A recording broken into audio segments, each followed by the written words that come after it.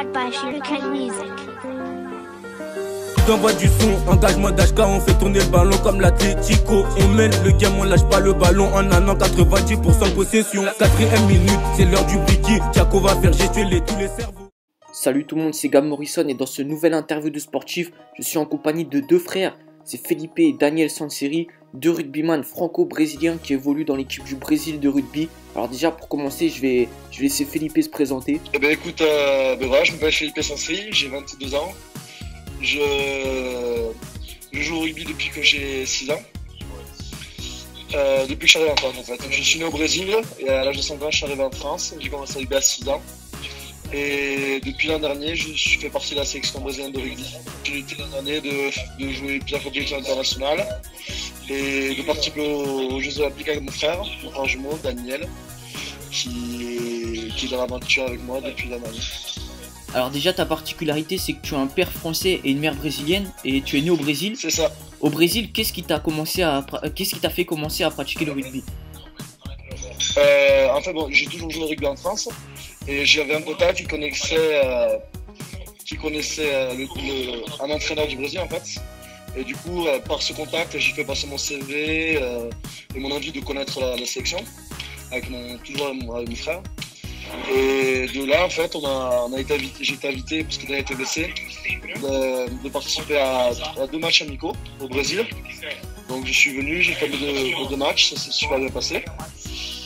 Et du coup, ils ont voulu nous garder et ils ont proposé des contrats fédéraux, des contrats d'1 an. Et là, depuis l'an dernier, on est ici et voilà, quoi. On est dans la voiture à fond, quoi. Alors l'année dernière, tu as participé aux Jeux Olympiques avec l'équipe de rugby à 7 du Brésil. Qu'est-ce que ça t'a fait de participer à une compétition comme ça? Déjà, j'y pensais pas du tout. J'imaginais vraiment pas, même si les Jeux, je savais que ça se passait au Brésil, je pensais pas. Je sais pas en fait. J'avais aucune idée en tête, on s'est dit on y va pour profiter, pour connaître, pour prendre un peu en maturité, grandir rugbystiquement. Et du coup, voilà, il y a plus tellement d'opportunités qui sont présentées à nous, on a su les saisir. Et voilà quoi. Pour moi, c'était une année de rêve l'an dernier et j'espère que cette année faire mieux quoi. Et est-ce que vu que tu joues au rugby en France et que tu joues en sélection brésilienne, quelle différence tu remarques entre le rugby français et le rugby brésilien? Le professionnalisme, la culture de rugby, il y a zéro club, enfin zéro, on va pas dire zéro, mais il y a très peu de clubs formateurs ici au Brésil. Donc, je sais pas, les gens, ils découvrent le rugby super tard en fait. Ici, ils le découvrent quand ils sont à la fac, quand ils ont déjà 18-19 ans. Et du coup, c'est compliqué de former des joueurs à cet âge-là. Et donc, voilà, au rugby, tout le monde sait ce que c'est le rugby.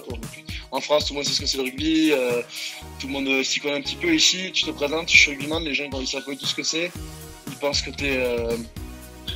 que c'est du football américain ou des trucs comme ça, enfin, tu vois, ils comprennent rien et c'est compliqué quoi. Ah oui, je vois. Alors sinon, culturellement, c'est vraiment que le foot ici, il y a vraiment que ça. Et même pour les autres sports comme le volley ou le basket, le Brésil, pour le volley où ils ont été champions olympiques, il me semble, cette année. Si je ne me trompe pas. Genre, même le volley, c'est vraiment pas reconnu quoi. Ils sont tellement axés sur le foot que c'est compliqué d'essayer de faire grandir notre sport à côté quoi. Ah c'est bizarre parce que tu vois j'aurais pensé que le volley et le basket vu que quand même le Brésil ils sont présents dans ces sports là, j'aurais pensé que ce serait quand même un peu plus médiatisé là-bas. Sinon la dernière question, est-ce que tu as d'autres sports préférés?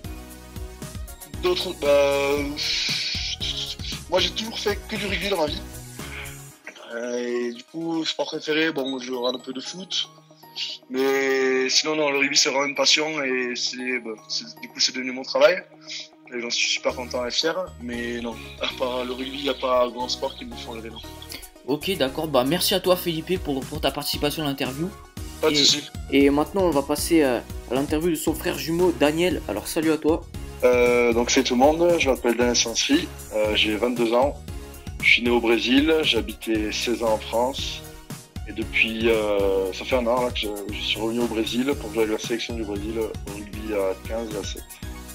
Alors vu que tu as participé aux Jeux Olympiques, est-ce que tu avais une préparation spéciale ou alors t'as préparé ça comme les autres compétitions C'était comment exactement?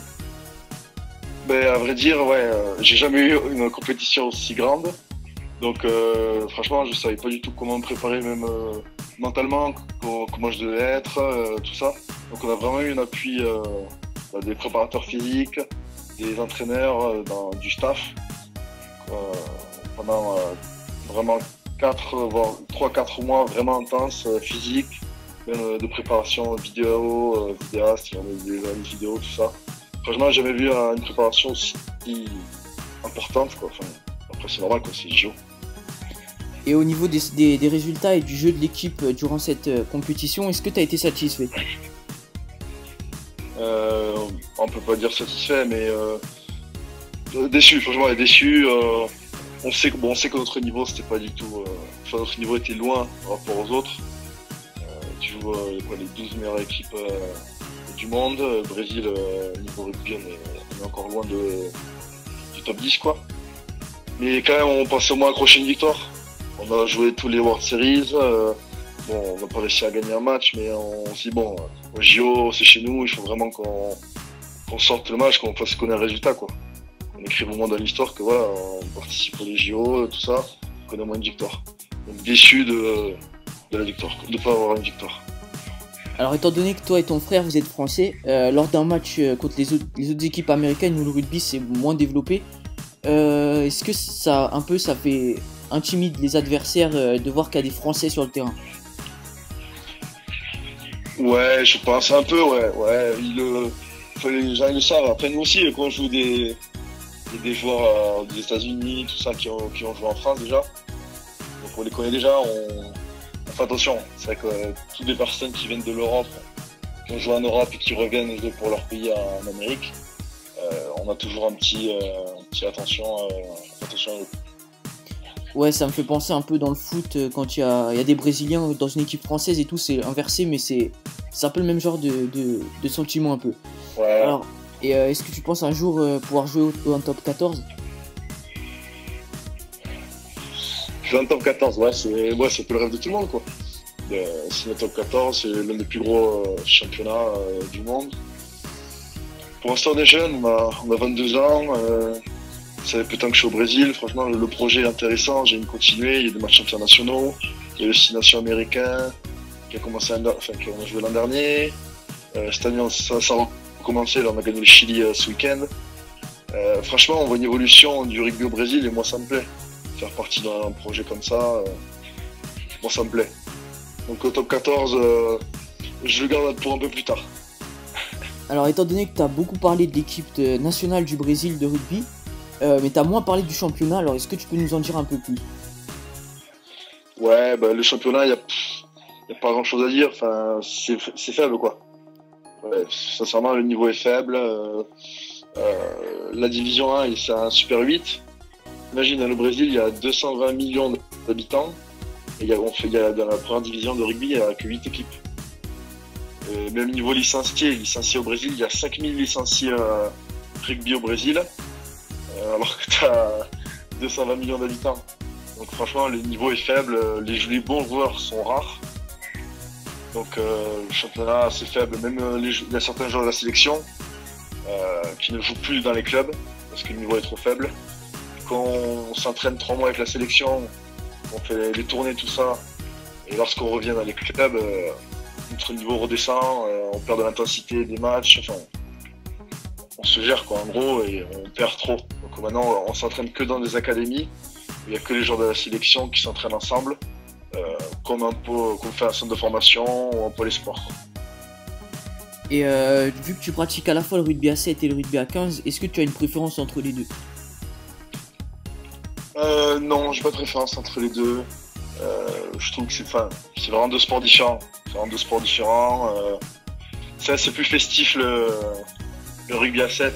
Quand tu voyages, t'es pas 30 à voyager, t'es un petit groupe, une petite quinzaine avec les coachs, le staff et tout. Puis les tournois, je te mets un peu moins de pression, je trouve. Je te mets moins de pression et ça joue tout le temps, quoi. Ça me plaît. Le 7, ça me plaît parce que tu joues tout le temps, il y a toujours des actions. C'est le beau jeu, quoi. C'est du beau jeu, il n'y a que du beau jeu. T'as des espaces, des duels à gagner. Et après, le 15, voilà, c'est la base du rugby que je fais. Et j'aime le 15 et j'aimerais toujours le 15. Donc pour moi, 50-50.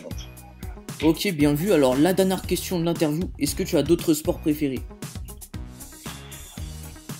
Sport préféré, non. Non, j'aime bien jouer foot, aller au ski. Mais bon, vu que on peut plus faire de ski maintenant avec les contrats qu'on a maintenant. Ah ouais, c'est sûr, c'est pas Donc, gagné. non. Ouais, donc avant j'aimais bien faire le ski, j'avais comme un... Ça m'arrêtait tout ça dans les descentes, mais maintenant, vu que je sais que je peux me blesser, que ça peut prendre de temps à récupérer et tout, le ski, j'arrête un peu. Ok, bah merci à toi Daniel pour ta participation à cette interview. Merci à toi. Ouais, y a pas de souci. Puis vas-y, vous pouvez mettre un j'aime, un commentaire, vous abonner, tout le monde, si vous avez kiffé la vidéo, bien sûr. Et puis on se retrouve la prochaine fois pour des nouveaux interviews. Salut à tous. À la vie, à la mort.